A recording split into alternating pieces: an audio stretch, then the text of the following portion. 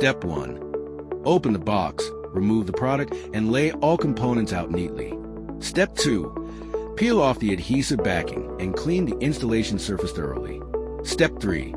Following the video, install the dashboard storage organizer behind the screen area. Insert the storage tray pads in it.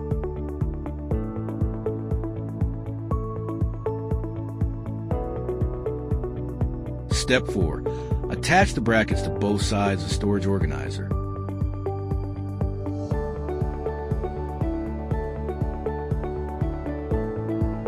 Secure the magnetic mount onto the bracket.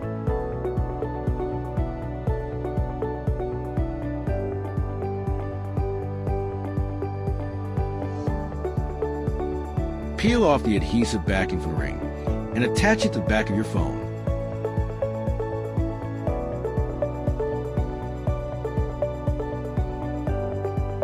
Complete the installation.